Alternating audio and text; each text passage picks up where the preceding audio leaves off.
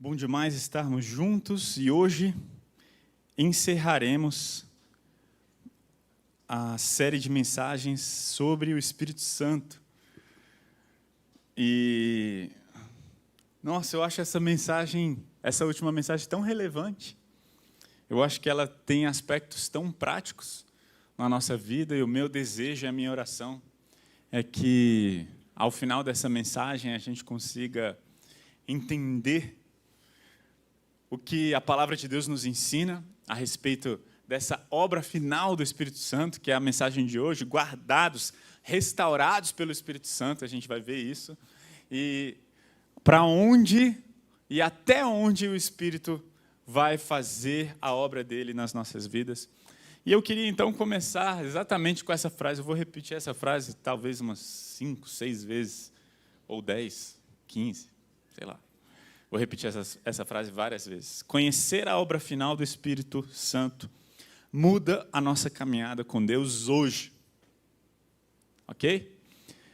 Ou seja, por isso que eu tenho expectativa de que a mensagem de hoje mude a nossa maneira de caminhar com Deus a partir de agora, quando a gente for para casa, durante a semana e desde então. Nós vimos algumas coisas muito importantes. Nós vimos, desde a série do ano passado sobre Trindade, nós vimos o quê? Do brainstorm da criação. A gente estava mais ou menos pensando como que foi o plano de salvação, quando Deus Pai, Deus Filho e Deus Espírito Santo se reuniram para falar, para planejar a obra de salvação. E de maneira muito resumida, se você quer saber mais, ouça essa mensagem sobre a Trindade, ouça desde o início essa mensagem sobre o Espírito Santo. E Deus Pai, então, ele fala, eu vou amar até o fim, eu vou eleger, eu vou escolher. O Filho fala, eu vou pagar o preço nessa obra de salvação. E o Espírito, ele fala o quê? Lá nesse brainstorm, qual é o principal papel do Espírito Santo? Se a gente tivesse que resumir o papel do Espírito Santo na obra de salvação eu vou garantir que esse plano aconteça. Então, agora vamos pensar um pouquinho nas implicações disso. Vamos pensar nas implicações disso. Ele é, então, o penhor. Ele é sabe uma penhora? Aquele que vai garantir, aquele que vai fazer com que o plano aconteça, que vai executar, que vai aplicar o plano, e que não vai deixar o plano falhar. É o Espírito Santo que faz isso. E por que é tão importante que o Espírito Santo cumpra, garanta o plano de salvação? Por quê? Porque nós não conseguimos cumprir o nosso papel. Isso fica muito claro ao longo da história. Quando a gente lê a palavra de Deus, a gente vê que Deus faz uma aliança com um povo. O povo de Israel. E esse povo não cumpriu o papel deles na aliança feita. Isso fica claro. Aí a gente às vezes pensa, o povo de Israel, esses hereges, esse povo de Israel, pecador. Se fosse eu teria cumprido. Gente, nós também não conseguimos cumprir nossa parte. E é por isso que é tão importante falarmos sobre essa obra, essa garantia do Espírito Santo no plano de salvação e no plano de restauração da nossa vida. Ok? Na regeneração, como vimos ao longo dessa série, o Espírito Santo atua de maneira monergística, ou seja, ele faz isso sozinho, ele abre os nossos olhos, ele nos convence, ele de alguma forma mostra para nós, e ele nos leva, então, nos conduz a crer na obra de santificação. É um sinergismo, nós cooperamos com o Espírito Santo, de tal forma que na parte dele, ele não precisa de nós, e na nossa parte somos totalmente dependentes dele. Tudo baseado na graça de Deus, nunca nos nossos méritos. Não estamos falando aqui, e esse é o ponto que eu vou repetir várias vezes, nós não estamos falando que talvez o Espírito Santo vai nos ajudar. Na obra de salvação não existe talvez. Por quê? Porque o Espírito Santo vai garantir. Uma vez, eu comprei um carro, ok? comprei um carro e minha mãe falou, vai lá ver o carro. E eu falei, qual carro? Aí ela, vê um carro com ar-condicionado. E mãe, essas mães de hoje, né? Não se fazem mães como de hoje, o pessoal ia falar de antigamente, essas mães de hoje ficam mimando esses filhos e tal. Ela falou, vai ver um carro bom lá, meu filho. E acredite se quiser, ela me mandou o link uma vez, isso aconteceu quando eu estava lá em São Paulo, e ela vai dar uma olhada nesse carro aqui. Eu falei, mãe, isso é um carrão, eu não tenho dinheiro para pagar isso não. Ela, meu filho, vai lá que eu garanto. Você vai pagar o que você consegue, o que você não conseguir, deixa comigo, eu garanto, filho. É uma ilustração extremamente limitada, não chega nem aos pés do que a gente vai ver aqui. Mas o Espírito Santo está falando, olha, Deus tem um plano, a Trindade tem um plano para salvar o mundo, e sabe o que eu vou fazer? Eu vou garantir que esse plano aconteça. Não tem chance desse plano não dar certo, ou seja, não tem chance do plano dar errado. E a gente começa então nesse primeiro texto, nós vamos ler alguns versículos chaves. Mas eu queria começar com Romanos capítulo 8, versículos 28, 29 e 30. Romanos 8, 28, um dos versículos mais conhecidos da Bíblia. Eu decorei até na versão revista e atualizada, né? Mas eu vou ler aqui na NVT. E sabemos que Deus faz todas as coisas cooperarem para o bem daqueles que o amam e que são chamados de acordo com o seu propósito. Ou seja, tudo o que acontece na nossa vida, Deus faz com que todas as nossas circunstâncias cooperem para o nosso bem. Alex, você não sabe do meu passado, você não sabe o que me aconteceu essa semana. Aconteceram coisas tristes, coisas que me fizeram sofrer. Pois é, todas as coisas, inclusive essas, cooperam para o nosso bem. Qual é o bem? Como assim coopera para o bem? Que bem é esse? Porque Deus usa essas coisas, de acordo com o versículo 29. Deus conheceu de antemão os seus e os predestinou para se tornarem semelhantes à imagem do seu Filho. Ou seja, pessoal, presta atenção, por que todas as coisas cooperam para o bem? Porque Deus usa todas as circunstâncias para nos fazer parecidos com Jesus. Deus usa os sofrimentos para que nos assemelhemos a Cristo Jesus. Percebe a relação do versículo 28 com o versículo 29? Todas as coisas cooperam para o bem porque são essas coisas que vão nos tornar semelhantes à imagem de Jesus, a fim de que ele fosse o primogênito entre muitos irmãos. E aí vem então o versículo 30. Depois de predestiná-los, depois que o Pai predestinou os seus, ele os chamou. Depois de chamá-los, os declarou justos. E depois de declará-los justos, lhes deu sua glória. Eu quero chamar a atenção para o tempo verbal aqui. Vamos lá, versículo 30. Depois de predestiná-los, Deus os chamou. Qual é o tempo verbal aqui do chamou? Passado. Ou seja, Deus, lá no brainstorm da salvação, quando eles estavam planejando a salvação, o que ele fez? Ele chamou, ele já sabia quem seria chamado, e ele então chamou. Deus nos chamou. E talvez quem leia isso aqui hoje fala, lógico, Deus me chamou. Deus predestinou e me chamou. E depois que ele me chamou, ele me declarou no passado justo. Em algum momento da minha vida, Deus me chamou lá atrás, em algum momento da minha caminhada, quando eu conhecia Cristo, quando eu criei na obra de Cristo Jesus, eu fui declarado justo no passado. Ele me declarou justo, faz todo sentido. Mas e o terceiro ponto? E depois de declará-los justos, lhes deu sua glória, lhes deu. A glória já foi dada. Qual glória? A glória que será revelada já foi entregue, já está garantida. E lendo e relendo os textos e estudando tudo isso aqui, eu não sei se está certo, né? Depois concorde ou discorde de mim, fale, isso faz sentido, isso não faz sentido. Pode falar, por favor. Mas eu fiquei pensando, é como se fosse uma obra do Pai, do Filho e do Espírito. Deus chama, o Filho declara justo na cruz e o Espírito garante a glorificação. Está no passado. É o Espírito, é a obra do Espírito Santo garantir que a glorificação aconteça. Eu vou te dizer uma coisa.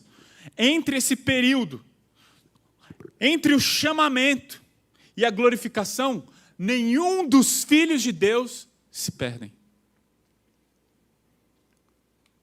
Deus nos deu seu Espírito Santo como prova de que permanecemos nele e ele em nós. A razão de dizermos, a razão do porquê podemos ter a certeza de que vivemos unidos com Deus é de que Ele vive unido conosco por meio do Espírito Santo. Seremos glorificados, porque esse é o papel final do Espírito Santo. Ele vai garantir que isso aconteça. Existem na Bíblia alianças condicionais e alianças incondicionais. E se vermos todas as vezes, toda promessa de Deus sobre apontar Cristo Jesus, são todas promessas incondicionais. Ele não vira para Adão e Eva e fala, olha, eu vou providenciar um cordeiro, eu vou providenciar a partir da mulher um descendente que vai acabar com o pecado se vocês me obedecerem. Não. Deus falou que ia cumprir, Ele mandou Jesus, e o descendente da mulher ia esmagar a cabeça da serpente, ia acabar com o pecado, ia de uma vez por todas pagar pelo preço do pecado. E se vermos todas as declarações sobre o Evangelho, desde o Antigo Testamento até no Novo Testamento, são declarações incondicionais. Vocês serão salvos por meio da graça, por causa da fé, por meio da graça. Isso não vem de vós, é um dom de Deus, não por obras para que ninguém se glorie, não depende de nós. Evangelho, podemos resumir, criação, queda, redenção, restauração. Cremos no Evangelho. Cremos que o Espírito Santo atua, tem um papel na história da redenção. E hoje vamos ver então de maneira mais enfática essa restauração. Quem garante, como isso acontece, como o Espírito garante que seremos salvos. Deus está fazendo novas todas as coisas. Tudo está sendo restaurado. Todas as coisas estão num processo de restauração. Criação, Deus criou tudo de maneira boa, perfeita. Quando Deus criou o mundo, não existia nenhum erro. Era tudo bom, perfeito e belo. Então veio a queda. O pecado sujou toda a criação. O pecado sujou a imagem de Deus no ser humano. Tudo foi manchado pelo pecado. Por que a gente sofre? É porque Deus não é bom. Não, nós sofremos por causa do pecado. Deus fez tudo bom. Se o pecado não tivesse entrado no mundo, nós não experimentaríamos a dor, o sofrimento, as coisas terríveis, a natureza não teria terremoto, não teriam catástrofes, não teriam erros, não teria nada, nós não experimentaríamos as lágrimas, a dor e o sofrimento. Deus não nos fez para isso, porque Deus criou tudo de maneira perfeita, mas depois que o pecado entrou no mundo, tudo caiu, e então Deus manda o seu Filho para pagar o preço pelo pecado. Sem derramamento de sangue não há remissão de pecados. Em Cristo Jesus, todas as coisas estavam sendo redimidas. Mas ainda estamos em um processo de restauração. E essa restauração vai concluir, ela vai ter fim. E nós seremos totalmente restaurados. E eu fico brincando, numa brincadeira extremamente desnecessária às vezes, né? Eu fico, todos os defeitos do nosso corpo vão sumir. Eu não vou ter mais barba na nuca. Por exemplo. Será? Aí eu já não sei, né? Talvez eu tenha, sei lá, às vezes vou ser todo peludo. O ponto que eu estou querendo trazer aqui é, não vai ter nenhuma imperfeição. Porque tudo vai ser perfeitamente belo, perfeitamente restaurado. Qualquer deficiência, qualquer coisa que foi agravada pelo pecado, vocês lembram daquele discurso de Jesus? Olha, por que esse menino nasceu cego? Por causa do pecado dele? Por causa do pecado dos pais? Nenhum nem outro. Ele nasceu cego para que a glória de Deus se manifeste. E de alguma forma, quando a glória for revelada, toda cegueira física vai ser restaurada. Tudo o que foi manchado pelo pecado será restaurado. Quando a glória for revelada, tudo será restaurado. E o ponto é, essa glória está garantida. Ela está garantida. E é por isso que conhecer a obra final do Espírito Santo muda a nossa caminhada com Deus hoje. Nós lemos Romanos 8, 28, 29 e 30, né? Todas as coisas cooperam para o bem, Ele está fazendo, nos tornando a imagem do seu Filho. E aos que predestinou, chamou, o que chamou, declarou justo, e aos que justificou, foi glorificado. Ainda em Romanos 8, lemos, como já vimos esse texto aqui ao longo dessa série, a lei não era capaz de nos salvar por causa da fraqueza da nossa natureza humana. Ou seja, a lei que é boa, por que a lei é boa? Porque ela fala, olha, não faça isso, só que a nossa natureza não é capaz de obedecer à lei. Todos são incapazes de obedecer à lei de maneira perfeita. Por isso, Deus fez o que a lei era incapaz de fazer ao enviar seu Filho na semelhança de nossa natureza humana pecaminosa e apresentá-lo como sacrifício por nossos pecados. A lei é capaz de nos apontar o que é certo e errado, mas a lei não consegue nos impelir, nos ajudar a fazer o certo. Quem fez isso? Jesus.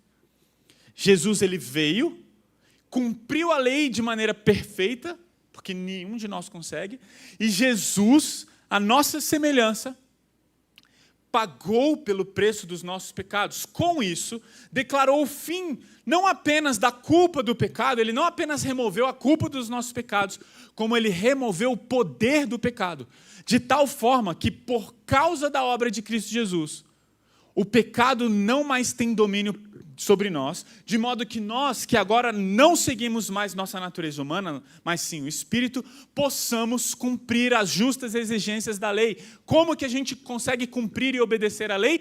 Quando seguimos não mais a nossa natureza humana, mas seguimos o Espírito, quando andamos no Espírito, quando caminhamos pelo Espírito.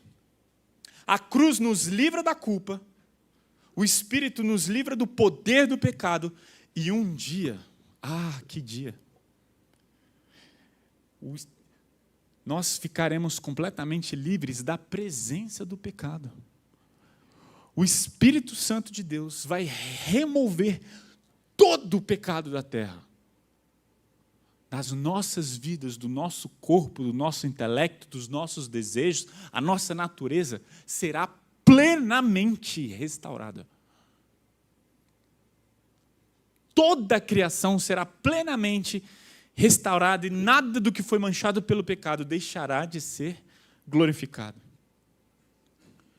E temos como garantia a aliança que Deus fez conosco, que ainda não é completa, mas um dia vamos experimentar essa nova aliança de maneira definitiva.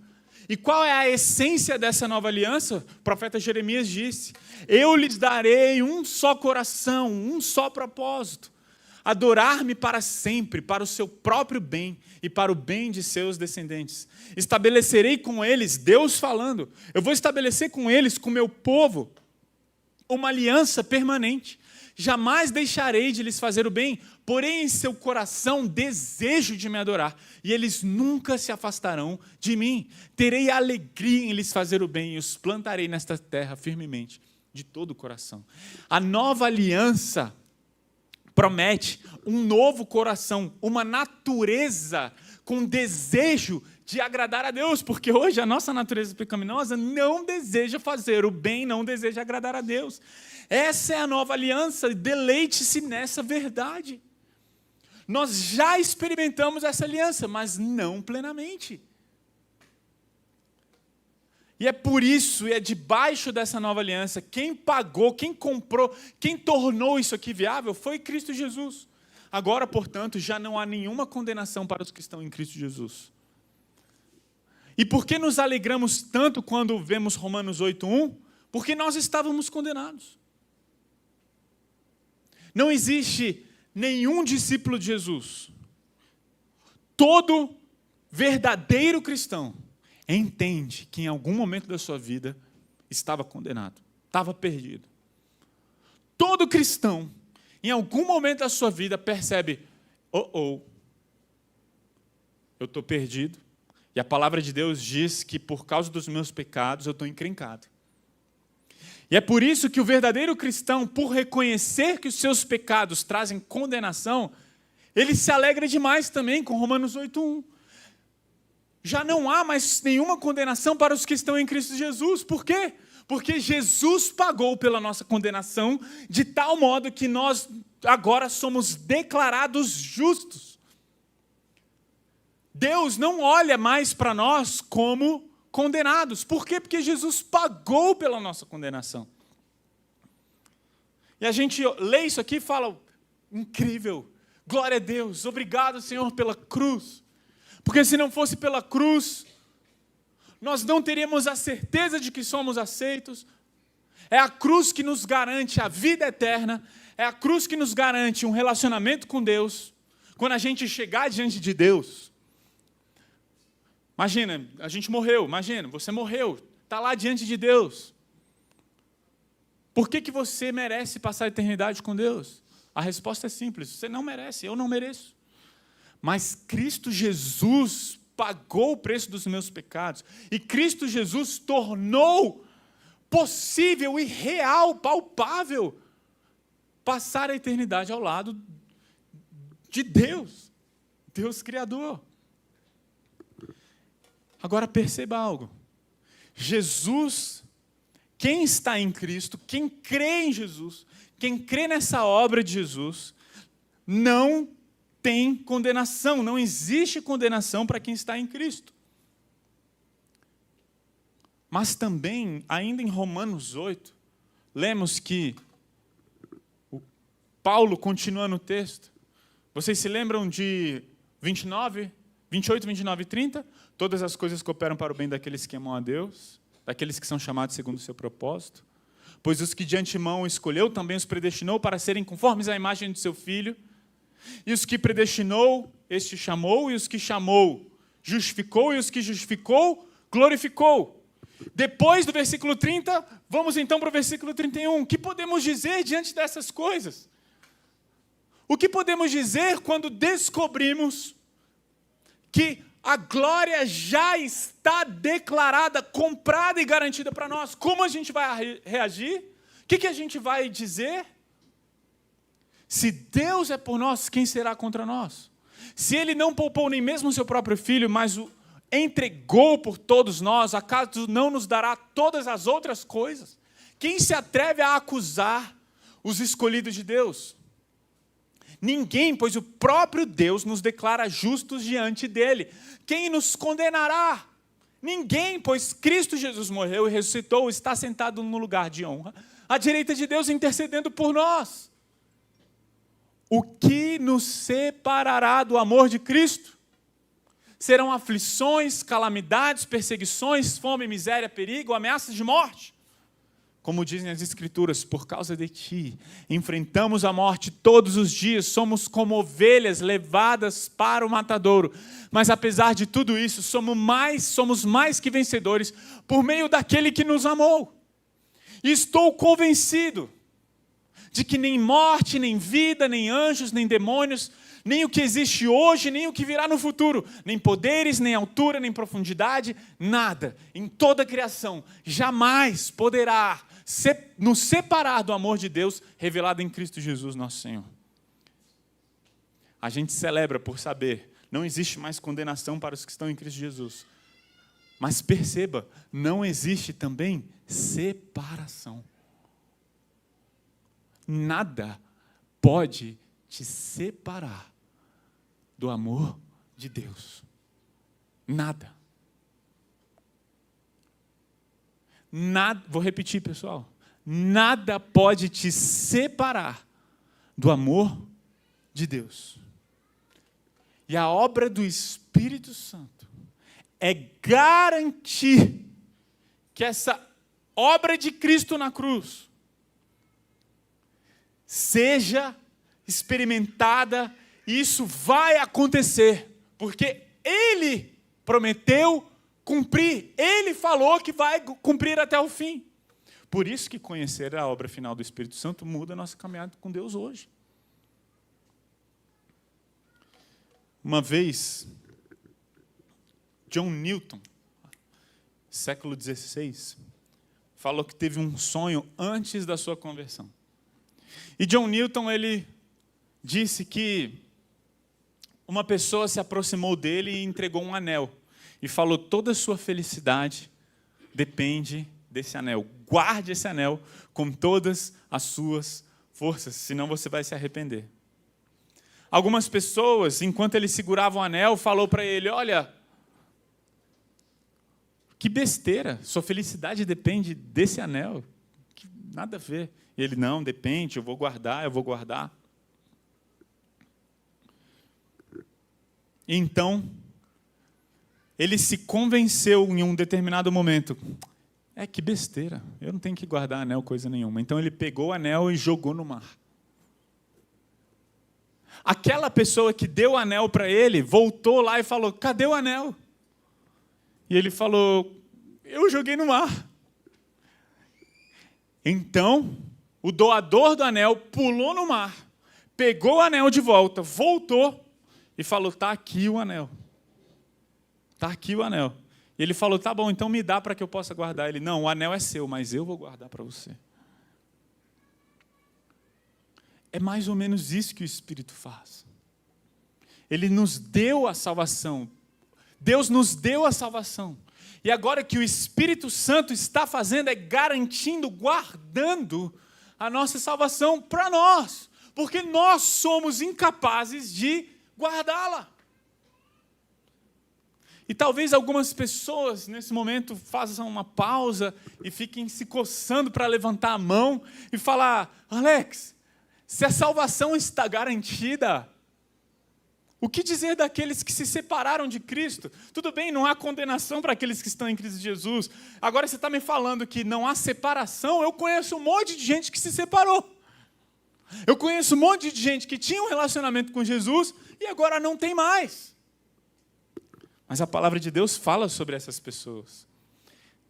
Por exemplo, lá em 2 Timóteo, capítulo 2, Paulo fala assim para o seu amado discípulo, evite conversas tolas e profanas, que só levam a mais comportamentos mundanos. Esse tipo de conversa se espalha como câncer. Como exemplo, vou te dar um exemplo, Timóteo, ocorrido com Himeneu e Fileto. Himeneu e Fileto, eles deixaram o caminho da verdade. Eles eram cooperadores da propagação do evangelho junto com a gente.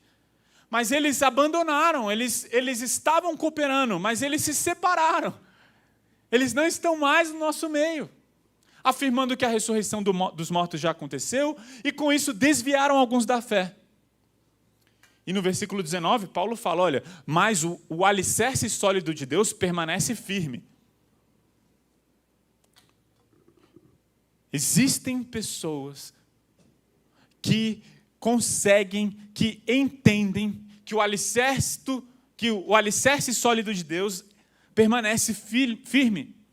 E se não permaneceu firme, significa que não estava alicerçado em Deus. Alex, você forçou a barra aqui. Não, eu estou interpretando a Bíblia com a própria Bíblia. Porque lá em 1 João capítulo 2, 19 e 20, diz o quê? Eles saíram do nosso meio, mas na verdade nunca foram dos nossos. No contrário, teriam permanecido conosco. Quando saíram, mostraram que não eram dos nossos. Por quê, pessoal? Porque se fossem dos nossos, teriam permanecido. Veja com muita calma o que o texto está falando. Na verdade, nunca foram dos nossos, do contrário, teriam permanecido. Sabe por quê? Porque quem é regenerado, permanece regenerado, porque a obra de salvação envolve o chamamento, a justificação e a glorificação, porque isso já está comprado, isso está garantido pelo Espírito Santo. A obra final do Espírito Santo é garantir com que cada aspecto da nossa salvação aconteça e ocorra, e não existe possibilidade de uma pessoa que conheceu não permanecer, porque ele permanece não pelas suas forças, mas pela obra do Espírito Santo. Alex, mas eu conheço um monte de pessoas que saíram da igreja, porque elas nunca foram. Do contrário, teriam permanecido. Você quer mais um exemplo? Paulo fala de Demas, ainda na sua segunda carta a Timóteo. Demas me abandonou. Demas era um cooperador, ele participou de boa parte das viagens missionárias com Paulo. Quando Paulo lá estava plantando a igreja, sabe quem estava plantando a igreja junto com Paulo? Demas. E na última carta que Paulo escreveu, ele falou, olha, Demas me abandonou, pois amou demais as coisas desta vida. E foi para Tessalônica. Tessalônica era Cancún da época. Era Disneylândia da época. E ele amou demais a praia, água de coco, o conforto dessa vida. Nada contra ir para a praia, Cancún, etc. Mas talvez seja um problema. Depende muito do seu coração, depende do que você ama mais. Por que Demas abandonou? Porque nunca pertenceu verdadeiramente. Mas Alex, ele servia na igreja, ele levava café da manhã, ele cantava no louvor. Teve uma vez que ele pregou no domingo à noite. Alex, ele era líder de grupo pequeno. Ele liderava um dos grupos, ele fazia parte da liderança da igreja. E você está falando que ele nunca pertenceu? É exatamente o que a palavra de Deus diz. Muitos vão profetizar em meu nome, muitos vão fazer grandes obras em meu nome, curar em meu nome. E Deus vai falar, apartam-se de mim, afastem-se de mim, porque eu nunca conheci vocês. Vocês não são meus filhos. Os meus filhos ouvem a minha voz. E eu os conheço.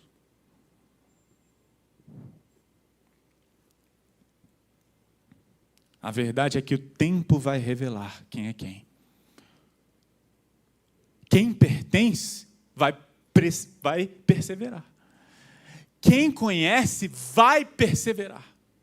Porque essa é obra do Espírito Santo. Falar, afirmar que alguém conheceu e não perseverou, está negando a obra do Espírito Santo. Porque quem garante não somos nós. É o Espírito de Deus. Jesus falou, todos aqueles que o Pai me dá virão a mim. Aos que predestinou, chamou. Aos que chamou, justificou. Todos aqueles que o Pai me dá vão vir a mim, de modo nenhum. Eu nunca jogarei fora aqueles que vieram a mim. E a vontade de quem me enviou é esta, que nenhum daqueles que o Pai me deu se perca, mas que eu ressuscite todos no último dia. Nenhum vai se perder. Todos aqueles que o Pai deu ao Filho vão ressuscitar no último dia. É o que Jesus está falando. Ele ainda diz em João capítulo 10, versículos 26, mas vocês não creem porque não são minhas ovelhas. As minhas ovelhas escutam minha voz, eu as conheço e elas me seguem. Eu lhes dou a vida eterna e por isso elas nunca morrerão. Ninguém poderá arrancá-las das minhas mãos, nem elas mesmas. Porque quem garante a obra de salvação sou eu.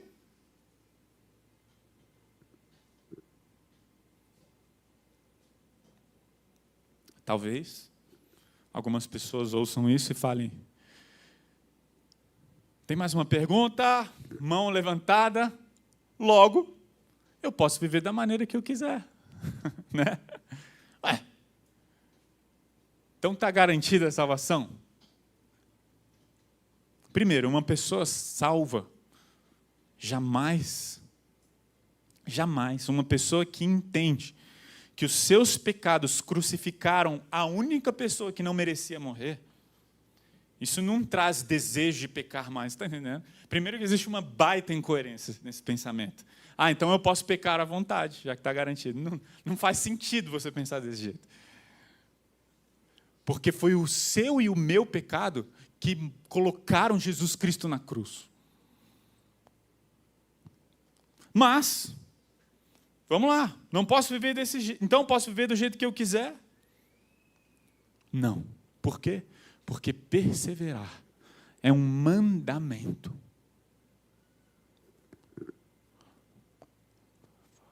A santificação, buscar ser santo, é um mandamento. Deus manda. Agora, irmãos, quero que lembrem do evangelho que eu anunciei a vocês, a qual vocês aceitaram e no qual continuam firmes. A mensagem que anunciei a vocês é o evangelho, por meio do qual vocês são salvos, se continuarem firmes nele. Talvez algumas pessoas virem e falem, está vendo, Alex, esse versículo está dizendo que eu só vou ser salvo se eu permanecer firme. Entretanto, vemos ao longo das Escrituras, como a Bíblia interpreta a própria Bíblia, que é uma obra do Espírito Santo, de tal forma que nós vamos continuar firmes nele se formos verdadeiramente salvos. Apocalipse 3,10 diz, porque obedeceu a minha ordem para perseverar, eu protegerei do grande tempo de provação que virá, uma das cartas às igrejas do Apocalipse. E a gente vê, então, que existe uma ordem de perseverança. Deus manda perseverar, e aqui talvez fique mais claro a exortação dessa vigilância, dessa perseverança. Portanto, irmãos, aqui na 1 Coríntios 15, é Hebreus capítulo 3, de 12 a 14. Hebreus 3, 12 diz assim, portanto, irmãos, cuidem para que nenhum de vocês tenha um coração perverso e incrédulo, que os desvie do Deus vivo. Precisamos cuidar para que o nosso coração não se torne incrédulo, não perca a fé. Precisamos perseverar nisso, precisamos vigiar nisso, precisamos ter zelo nisso.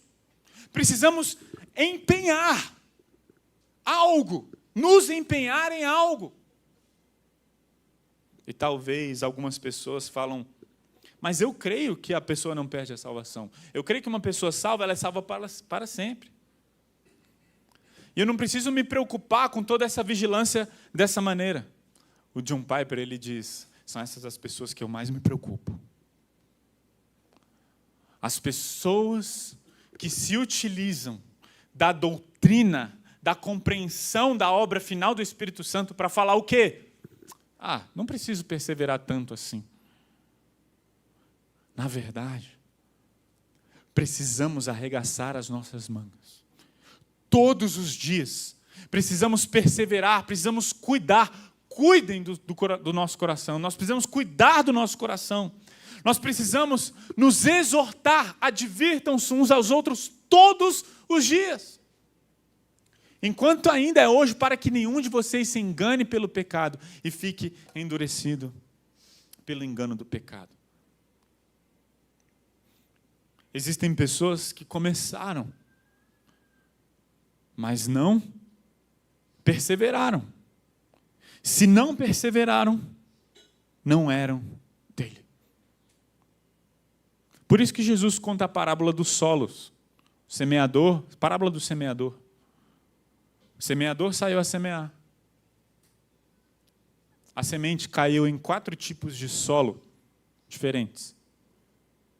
Alguns desses solos, a semente caiu, e quando começou a florescer, quando começou a brotar, foi sufocada por espinhos, por pedras, o solo era raso demais, mas existe um solo que a semente brotou, uma árvore cresceu e frutos foram dados.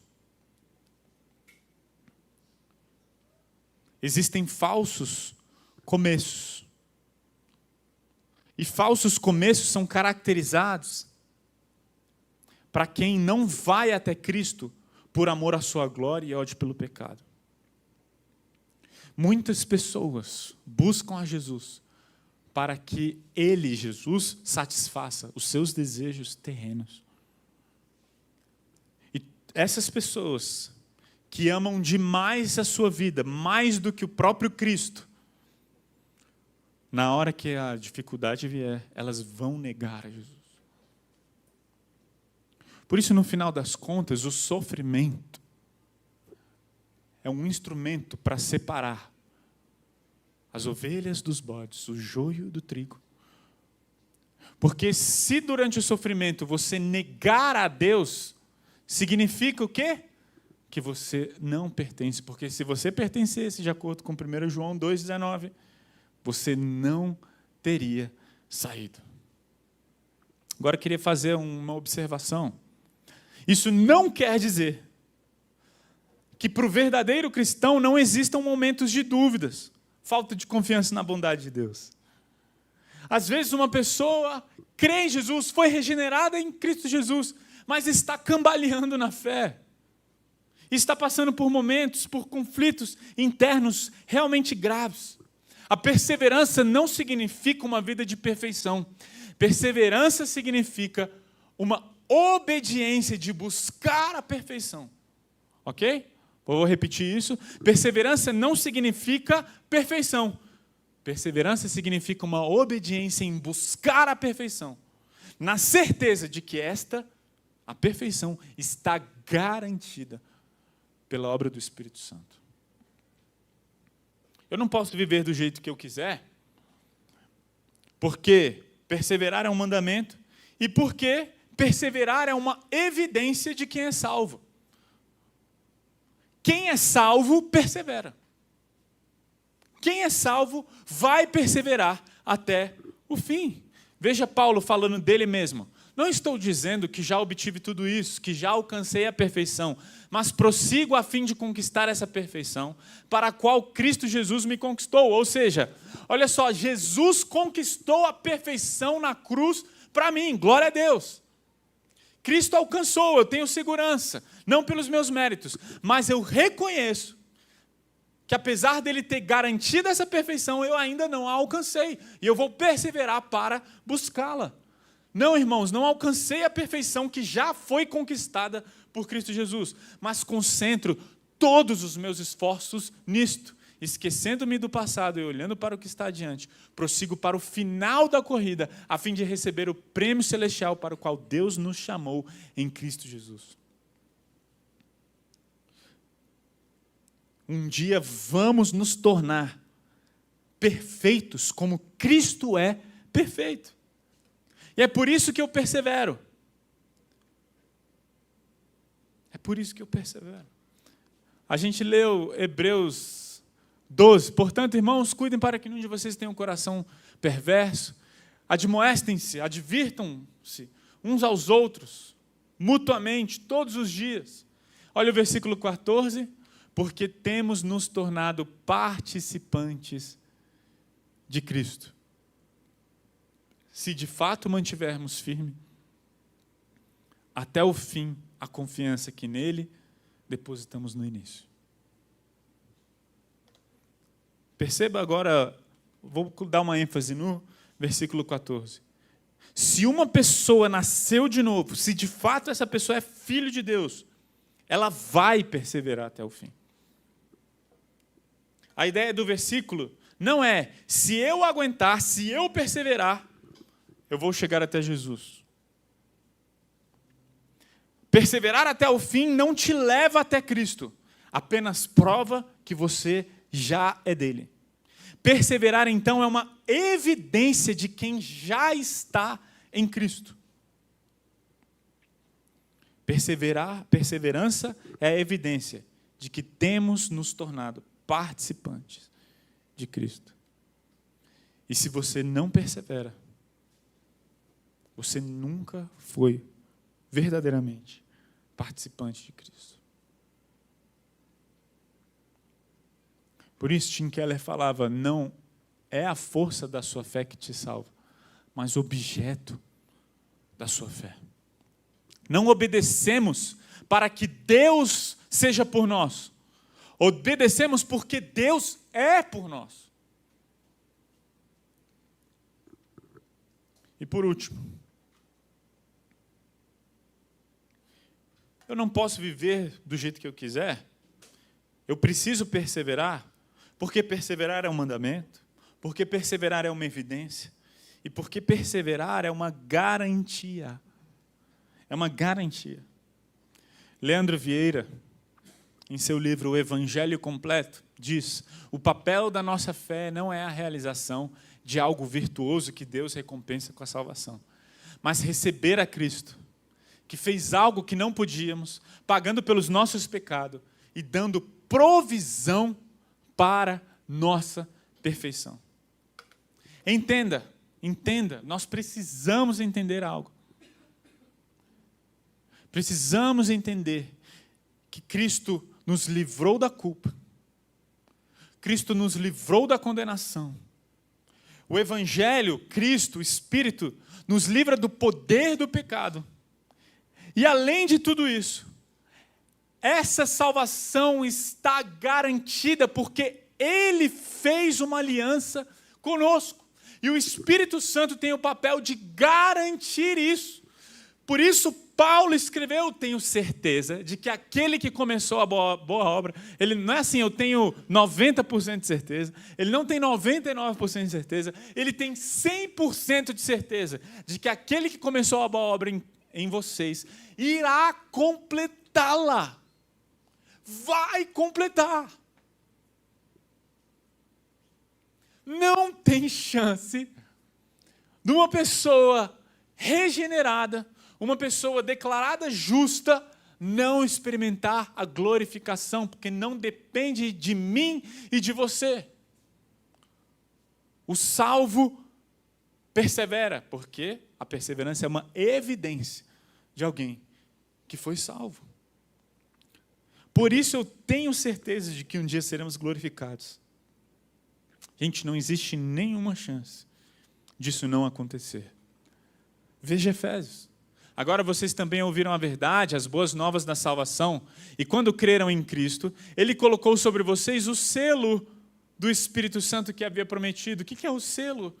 É a garantia, é o pagamento, é a, de alguma forma, a comprovação de que vocês realmente foram salvos. E olha só o versículo, o Espírito é o quê? É a garantia da nossa herança, nós iremos receber a herança. Por quê? Por causa da nossa perseverança? Não, porque Cristo é o nosso selo. Até o dia em que Deus nos resgatará como sua propriedade para o louvor de sua glória. O Espírito garante essa obra. E podemos confiar nisso. Tim Keller diz, minha identidade não se baseia em minha lista de pecados, nem em minha performance religiosa, mas sim em Cristo. Os santos não são marcados pelo que fazem, mas sim pelo que são. Nós somos santos pelo que Cristo fez. Você não é santo pelas suas obras. Você é santo porque Cristo Jesus nos declarou santos. Por isso precisamos nos apropriar da glorificação. Por isso precisamos nos apropriar dessa obra do Espírito Santo. Por quê? Porque conhecer a obra final do Espírito Santo muda a nossa caminhada com Deus hoje. Quando a gente entende que o Espírito garantiu que isso fosse acontecer, isso nos dá ânimo, isso nos dá, de alguma forma, gás para aguentar até o final. Deixa eu contar uma coisa para vocês. Uma vez eu ouvi uma ilustração, e ela faz todo sentido aqui agora, tá? Você já, alguma vez na sua vida, queria assistir um jogo de futebol? Não sei. Quantos aqui gostam muito de futebol? Futebol. Poucos? Não, pouquíssimos, ok. Pouquíssimos. Né? Para a nossa cultura, ó, né? A cultura brasileira, o pessoal gosta de futebol. Mas vai lá, agora finge finja que você é apaixonado por futebol. Escolha um time. Eu não vou sugerir, né? Então, vamos falar da seleção brasileira, pode ser?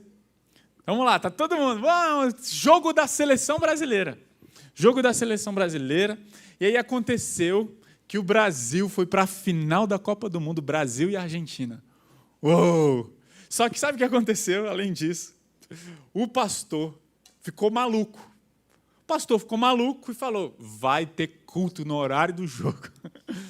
E as pessoas falaram, vamos matar o pastor. Não. Mas o pastor falou, vai ter culto. E você virou e falou, quer saber de uma coisa? Eu gosto muito de futebol, mas eu vou para o culto. Eu vou para o culto, vai lá, vamos para o culto. Gente, isso jamais aconteceria aqui, ok? Deixa eu só abrir esse parênteses. Mas vamos lá. A gente faz culto outro dia, outra hora, né? Não tem problema. Mas vamos lá. Vai ter culto. E você falou, vou para o culto, e você chegou lá no culto. E, de repente, você está lá no meio do culto, aqui nesse auditório, e você fica, ai, meu Deus, quando será que está o jogo? Você mal consegue prestar atenção. Espírito Santo garantiu o quê? Ai, meu Deus, está tendo jogo final, Brasil e Argentina e tal. E, de repente, acaba o culto. Quando acaba o culto, você vê as ruas tomadas de verde, amarelo, fogos. O que você conclui? O Brasil ganhou, obviamente, o Brasil ganhou. Você fala, o Brasil ganhou, só que tem um detalhe. Alguém vira e fala, você viu o jogo? E você está falando para todo mundo, não me fale, porque eu deixei gravando. Eu vou chegar em casa e vou assistir esse jogo. Ok? Então não me fala nada, não me fala quanto foi, e você coloca as mãos nos ouvidos, e não quero saber, entra rapidamente no carro, ao mesmo tempo você volta para casa feliz. O Brasil ganhou, eu vou ver o jogo, deixa eu ver esse jogo e tal. E aí você senta na frente da sua televisão, coloca lá no jogo gravado, de repente, primeiro tempo, 1-0 Argentina. E você fala, nossa, mano, 1-0 Argentina. Aí, ainda no primeiro tempo, 2-0 Argentina. E você, meu Deus, 2-0. 3-0 Argentina, 4-0 Argentina, 5-0 Argentina. Eu te pergunto, você está triste ou você está entusiasmado? Você tem certeza de que vai virar. Na verdade, ali naquele intervalo, 5-0 Argentina, você está pensando, caramba, mano, vai ser a maior virada da história, porque você tem a certeza do resultado. Você sabe, o Brasil ganhou. E aí você assiste o segundo tempo, não aflito. Você assiste o segundo tempo com pipoca e falando, uau, deixa eu ver essa virada histórica. E quando chega no final do jogo, você vê 6-5 para o Brasil. E você fala, nossa, que jogaço, que final. Gente, o Espírito garante a vitória. E é por isso que conhecer a obra final do Espírito Santo muda a nossa caminhada com Deus hoje. Você caiu, você errou, você desagradou a Deus. Saiba de uma coisa, no final, nós somos mais do que vencedores por meio daquele que nos comprou, nos chamou, nos salvou. A vitória está garantida, não porque você performou de maneira correta. A vitória está garantida porque Ele garante a vitória para mim e para você. Nós seremos glorificados. E é por isso que Filipenses capítulo 2, e eu tenho um problema sério com a tradução que todo mundo conhece, e eu acho que a NVT fez um trabalho belíssimo em traduzir de uma maneira adequada a esse texto. Lembre-se, desenvolvam a sua salvação com temor e tremor, trabalhem com afinco a sua salvação, obedecendo a Deus com reverência e temor. Não é porque, desenvolva a sua salvação com temor e tremor, sabendo que Ele efetua em vós tanto querer quanto realizar. Isso virou um texto polêmico. Isso virou um texto místico de ambiguidade. Nossa, existe um mistério entre a minha responsabilidade e a responsabilidade de Deus. Gente, esse texto, na verdade, mostra que Deus está agindo em vocês, dando-lhes o desejo e o poder de realizarem aquilo que é do agrado dele. Trabalhem na certeza de que o Espírito está por trás, falando: eu vou ajudar vocês. Eu vou garantir que a obra seja concluída até o final. Trabalhem na certeza de que eu estou aqui. Por isso entendo um desviado. Alex, eu conheço alguém que se desviou. Deixa eu te contar uma coisa. Um filho de Deus desviado, que é possível. Mas você não acabou de falar que ele persevera? Se ele é filho, ele vai voltar. Se ele é filho, ele vai voltar. Sabe por quê? Porque ele pode estar desviado. Mas ele sempre vai entender que o lugar dele é na casa do Pai. É na mesa do Pai. E Deus é tão bom que Ele é capaz de colocar os seus filhos no fundo do poço. Porque Deus é bom. Para que eles percebam: eu preciso voltar para o Pai. Para que eles se toquem: eu estou no fundo do poço, não é porque Deus não cuidou de mim. Não é porque Deus não está cuidando da minha vida, mas porque eu não deixo Deus cuidar da minha vida. Quem está no fundo do poço e é filho, precisa entender, precisa se render e falar: eu estou tomando o controle, mas Deus, eu quero me render e dar o controle ao Senhor. Deus ama seus filhos, o verdadeiro filho ama o Pai. Jesus falou: aquele que o Pai me deu, eu jamais os lançarei fora. Eles não podem se perder das minhas mãos. E é por isso que é tão importante sabermos da segurança, garantia dessa obra final do Espírito Santo, porque isso nos dá ânimo para saber: vai ser concluído, eu posso me apoiar nisso, eu sei que a vitória já foi conquistada, e agora fica muito melhor lutar e trabalhar, fica muito melhor trabalhar com afinco a nossa salvação. Por isso, qual é a garantia de que amanhã a gente vai acordar e falar: eu creio em Jesus?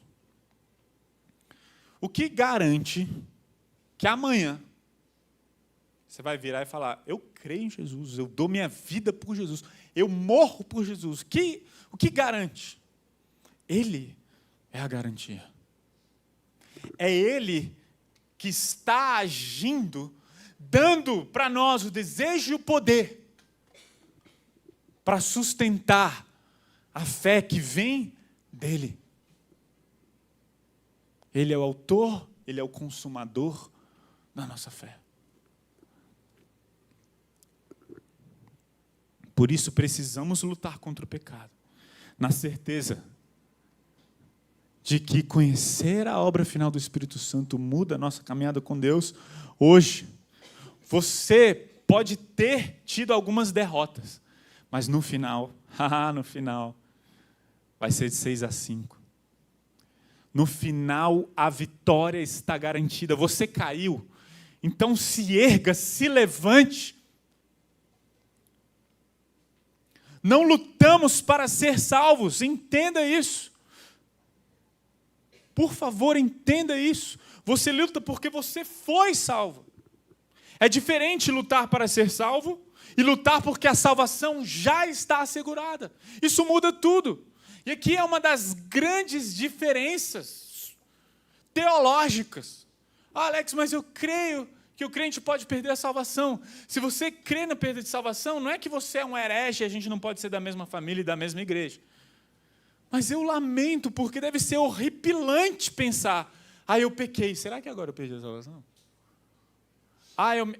Eu posso me afastar até aqui. Eu já vivi assim, no início da minha caminhada com Cristo. É horrível. É horrível estar lá no meio da igreja, participar da ceia, passando o pão e o vinho. Que foi? Não posso. Cara, quando eu era adolescente, isso já aconteceu algumas vezes. Deixa eu falar uma coisa. Nós somos mais do que vencedores em Cristo Jesus.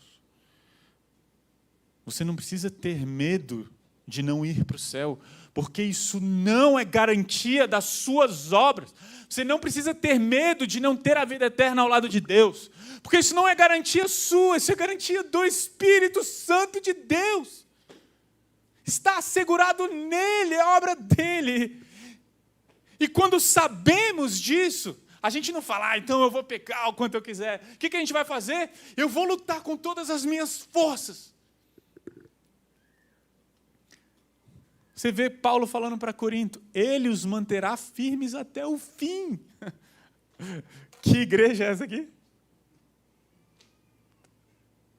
A igreja de Corinto. A igreja de Corinto. Você sabe quem é a igreja de Corinto? Essa aqui é famosa, essa igreja aqui é famosa. A igreja pecadora.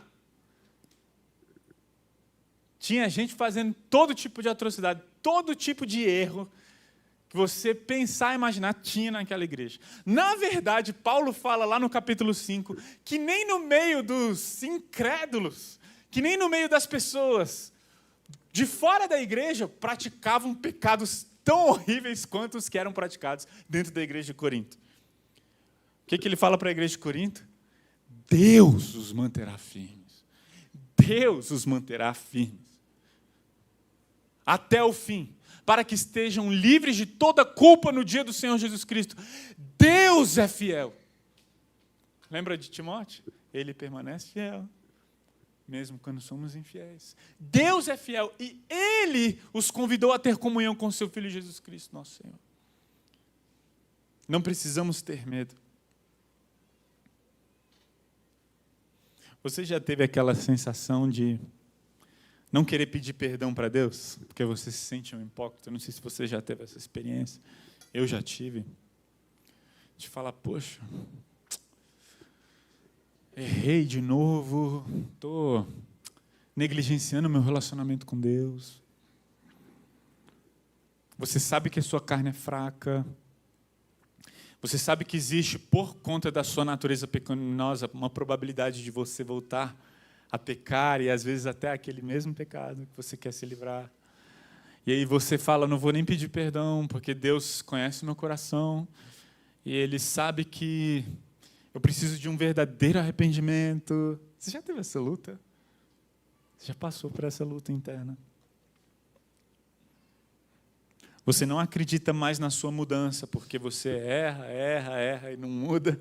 Parece que você não muda e erra. Aí você vai lá, vai num culto, aí você ouve sobre a graça e o amor de Deus, e aí você está lá ouvindo sobre a graça e o amor de Deus. Deus, eu sei que o Senhor me ama, mas não é que eu não acredito no seu amor, eu não acredito na minha mudança.